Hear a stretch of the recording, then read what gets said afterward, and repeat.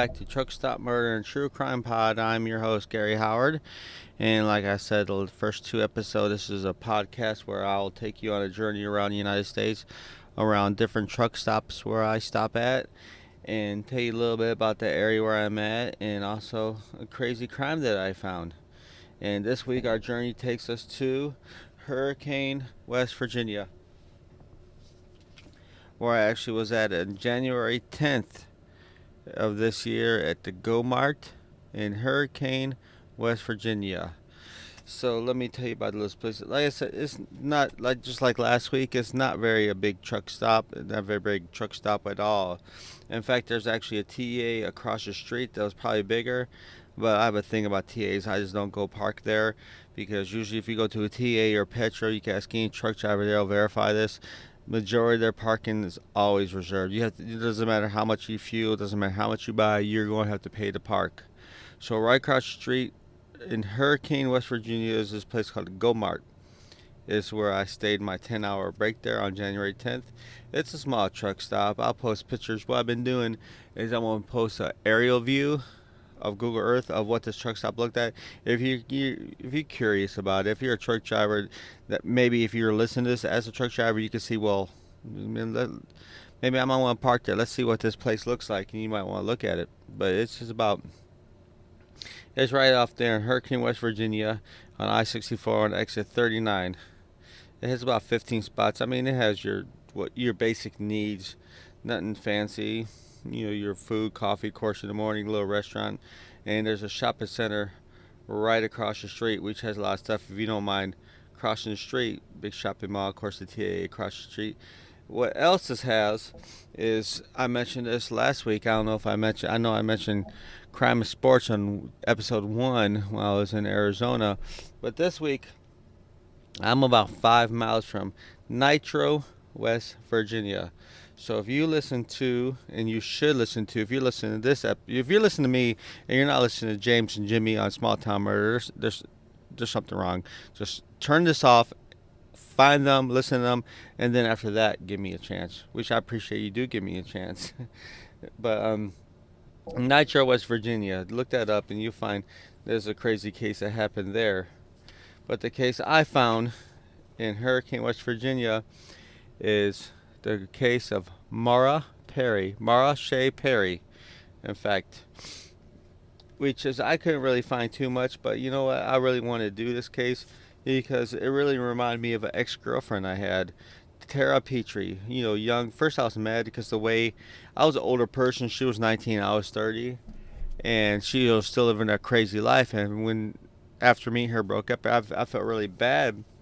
Well, actually, I was mad at her. I did not like the way she treated me. And then looking at her, I was looking at her mom. Her mom was the ball, always going to the bars. I was like, that was her influence. So maybe it wasn't until after they found her dead in a hotel room of a methadone overdose that I really, reevaluated it. Thinking, well, this poor girl didn't have a chance. If her mom is going around clubbing all the time, that's her role model. Most people's kids, they look up at their parents as role models. If they're doing bad, they're just going to follow their steps, And I guess that's what really good for me was that my father left me when I was 1, but I had a hardworking grandfather that I kind of look at as a role model. So it kind of helped me, and hopefully I'm doing the same thing with my son. But anyhow, Maura Perry is the person we're talking about right now. I couldn't really find too much for some reason. But it was awesome. That's another reason why I wanted to do this case, because there's nobody who's done it. So I want to try to keep, lesser known cases. I want where it's not just bombarded from all podcasts and all over the news. I want to do something you never heard of before. So that's what brought me to, like I said, Maura Perry. So let's get into the crime. So in Boone County, West Virginia, the body of a 71-year-old murder victim, Jimmie Copper, was badly decomposed when deputies found it. The Boone County Sheriff says they couldn't have delayed the case, but thanks to family members, he already interviewed several people, and while they were not suspects yet, The sheriff Miller says that they could everything could quickly change because that's the first thing they always look for is like family, people they know. But in the meantime, neighbors like Casey, one of their neighbors, was trying to accept the whole crime even happened. She said her statement was like it was a mind-boggling. It's mind-boggling a little bit, of course. Cooper's remains were found late Wednesday night of the time of I didn't give you a date yet, but it was around the 27th of 2012. Night as just around off Route 30. Casey says even though Cooper was early, he was a fighter. Of course, there's a lot of statements from a lot of people around there where people talked about how he's the type of man that wouldn't stand back for nobody. His neighbor said he stand his ground. The Boone County Sheriff says sometime in last week someone forced their way into Cooper's home and killed him. He thinks Cooper was targeted. And the sheriff said, we don't think it's something that was random. The sheriff said, we don't think it's something that people are going to go home from home to home to home to, just around. So they think he was actually picked out for this crime. They don't think it was just they're going home from robbing from different houses and stuff like that. They knew what they wanted and they went after that person for swallow. There was a 71-year-old fella that was living by himself. There you go. Just trying to live out his life as comfortable as possible. Of course, that's what we all try to do. And as a veteran, of course, he was a veteran and worked a part-time as security guard until he was, of course, killed because you can't work when you're dead. But he worked there, so he was a veteran, was in the military, and he worked part-time as a security officer. And also, he has been a minister in his life, so he was loved by a lot of people. He was a good person. I keep talking about the statements from different people. It was Halstead, one of his neighbors, Halstead. He would talk to anybody and help them. Now, Halstead and his family are trying to make sense of it all, senseless crime, and hoping the killer will be brought to justice. Of course, everybody does. They don't want, if it was a good guy, 71 years old, just trying to live his prime, who knows, 71, the man probably lived through World War II, Korea War, everything like that, just to come home and try to live his golden years, just get murdered by somebody. So, in the meantime, they were trying to figure out who it was and everything like that. So, not too far away from there. I'm sorry, the mush mouth. I get that from Dan Cummins, which if you listen to that podcast, The Time Suck, you would think he's a poet compared to me right now. But I'll try. I'll get better. Just hang in there. So let's bring in this woman that we're talking about, Maura Perry, where deputies say where she should start pawning stuff. She said, but she had got, well, let's talk about this. What happened was, so she got pulled over in his car. This is all before they even found the body. So she was pulled over and arrested while in the car, his car, in the county, not too far, in Kanawha County, where she was booked simply with simple possession and some weed. She probably got busted with some weed and whatnot, no big deal, and driving on suspended license. The arrest happened on September 19th, a few days after police think Cooper was killed, but before his body was found. Perry was released on a personal recognizance bond, and after getting out of jail, she started posting on Facebook saying, "So, I spent the night in South Central Jail last night. Ha ha ha. Had so much fun. Not." Perry was, so right after that, she went to her aunt's house where I think she disposed of the car somewhere, because later on they did find a vehicle. She stayed with her aunt Laura Nomar, where finally they connected. Afterwards, they found the body, and they connected it because they had the license plate and everything. They kept records of everybody arrested, so they ended up going there arresting her. Where her aunt quickly says she was just trying to help her out and give her a place to stay, and she was just shocked when the police department showed up.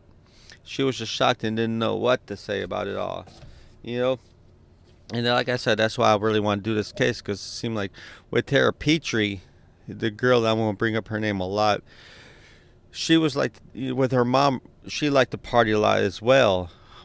So, mother like daughter, you don't fall too. Well, how's the saying goes? Apple don't fall too far from the tree. So, fellas, if you want to see what your future wife looks like, look at her mama. Not all cases, but maybe I shouldn't say that. You know, no hate mails, but then again, negative reviews is bad. No reviews. Aha. But anyhow, so the case against the woman accused of killing the elderly man, let's start going forward. So Maura Perry appeared on Tuesday on the date for preliminary hearing. So she was charged for first-degree murder for killing this individual of Jimmie Copper, and it was charged for first-degree murder of the death of the 71-year-old Jimmie Copper at his home in Boone County. Investigators say that she had shot and killed him to help sustain her drug habit. Remember I was saying about Tara Petrie? Because that's all she knew was drugs and partying and whatnot like that. So that's why once you get in that lifestyle, unless you do a drastic change, it's really hard to get away from that. I know myself, when I was in Chicago, I was a really bad addict, and I had to move to Texas to get away from that. Sometimes you just have to cut ties to better yourself. I don't know if this is Dr. Phil book science, but this is just my philosophy and how I lived. Sometimes I had to get away from there because I believe if I still stayed around there, I would be dead myself too. But I moved track, disconnected them, and what I do, get a job right back to Joliet. But it is what it is. I have a family to take care of right now because of the absence of it all. I, got my morals right. So during the hearing, found it cause to send to the grand jury. So after her believing a woman, he worked. So this is now they're start talking to some of the people, trying to figure out who she is. So this dude named Josh King, worked with him worked with her at Burger King. Had a hard time, side by side for 4 months. Couldn't believe that she would actually kill somebody. Which, a lot of cases, a lot of people, I couldn't believe he did that. I didn't believe she did that. I worked for her for years. Who knows? So a lot of people were surprised about that. King said she was really nice to everybody that came in here, and it was just really shocking. This is some of the people that was talking about her, but that's exactly what the Boone sheriffs say 20-year-old Maura Perry did. Sometimes around September 16th, she allegedly walked into Jimmie Copper's trailer in Peytona, West Virginia, pointed a revolver at the back of his head, and pulled the trigger. King said that it was a far cry from a young woman she knew from working for Burger King in Hamlin. Just a normal person, which they always start as, and she knew what she was doing. She was better than some of the people around her. So working so close to a murder suspect is something that just gives him the chills, he claims. So enough about him, because he done the report, he just keeps going on pretty much saying the same thing, blah blah blah blah blah. I can't believe I worked with a killer. I can't believe. So the Boone County Sheriff's told him that there was no random crime. He believed the shooter was so Copper knew her, and she was trying to steal his prescription drugs. So, the old people got that good shit. They just give him all kinds of pain medications, anxiety. So she went there trying to get that and try to rob her for any kind of money for her drug habit. So it was just some random crazy relationship and drugs. Like back to what King was saying, and back like I was saying, where this guy was really wanting to help people out. Where she was homeless, she didn't have nobody, which I'm going to get into. Once I get into the court case, I'll talk more about that, how Jimmie Copper's family felt about her. So she was arrested Friday in connection with the murder, of course, and charged with first-degree murder, which carries the penalty of life in prison. So actually, let's talk about the Jimmie Copper here for a little bit. The body of 71-year-old Jimmie Copper was first discovered when co-workers were concerned because they had not seen the victim for several days and failed to report for his job. And as prior military myself, When there's a time you have to show up, you'll show up. If work calls, you're there. You're just dependable. That's if you're. I'm not saying nothing about myself. I'm saying majority of soldiers that's been in there for a while. If they know they have to be there work at 7 p.m. or 7 a.m. whatever, they're 15 minutes early. Because if they're on time, they're late. 15 minutes early is the. So once this guy he started not showing up for work, they're like something is wrong. So they did a welfare check on him. So when checking on Cooper, they found the door was kind of partially open and notified the sheriff's office. So deputies checked the home and discovered the victim's body. Investigators believe that Cooper was killed by a single gunshot wound to the head as he lay in his bed at home while he was sleeping. Again, back to the whole, he probably went through wars. He probably fought Hitler or, some fought for his life. And while he was sleeping, this woman came in there and shot him while he was sleeping. Didn't wake him up or nothing. So investigators do believe that Perry had an ongoing relationship with the victim and stole property after the murder, which she pawned to support her drug habit again. Like I was saying, drugs will make you do all kinds of crazy stuff. So it makes you wonder, do you really hate the person? I mean, if anybody who's listening to this, addiction is real, and people do things what they will normally not to do to get addiction. If it may be murder, they're just not in the right state of mind. Maybe if she did not get hooked up on drugs, maybe she would have been changed to different. But unfortunately, that's just the route to happen. According to the news that was, the release, they were saying that's what should happen. Deputies recovered Cooper's car at a park and ride at Scott's Depot in Putnam County on Thursday, where she had abandoned it right after she got arrested for pulling over, so she didn't want nothing to do. They recovered all the pawn stuff. Perry was then transported to Southwestern Jail, so they had all the evidence. They got the pawn tickets. They have all that stuff, evidence to prove that she was connected to the crime. So there you go. She was in the Circuit Court of Boone County for first-degree murder conviction. And, of course, mercy recommendation could be eligible for parole at 15. So pretty much what they're looking at is about 15 to life. So she pled guilty of that murder. And while the penalty phase was going on, and this is another reason why I decided to do this, is because it's just amazing how some people act just because they were doing wrong, but they look at the victim and wonder, why does she do this? Why? I don't know what's going on. I can't tell you. I don't think I would be as if someone killed one of my loved ones or my parent. That could be about this. But the murdered victim's children, so his kids was actually supporting the woman who killed their father. Boone County. So they were saying he was a great man. He loved people. He had mercy when a lot of people wouldn't show mercy. So this guy seems like an angel sent from heaven. Nice to everybody, accepted everybody, regardless of their faults. Just really wanted to help some people out. So Tanner, one of his sons, remembered Jimmie Copper as a man with a music heart. He said he can make anyone in the room smile. So that's as she says. So as Maura Perry, she killed Cooper as he slept inside the Petona home on September 2012. Perry told a judge on Thursday that she thought about killing Cooper beforehand, then went into a room and shot him in the head because she needed cash to drive her drug habit. It was days before anyone discovered his body, of course. And back to some of these family members were saying, so she already had planned on killing him because she knew he had prescription drugs. She wanted them, even though it's like a dog. Eventually, like a wild animal, I guess you could help them out, but eventually they're going to go back to their wild. And for some people, the wild is drugs, and they'll just do anything they can do to get the drugs, even may bite the hand that feeds them. So she had a plan on this. And I mean, through it all, even hearing all the testimonies and stuff like that, his family, was still having leniency on her. They said Dad would ask, my family will forgive her and move on. He wouldn't want us to hate and put that on us because to hate her makes us as bad as her. Of course, that's what Cooper's son, Jimmie Copper, said.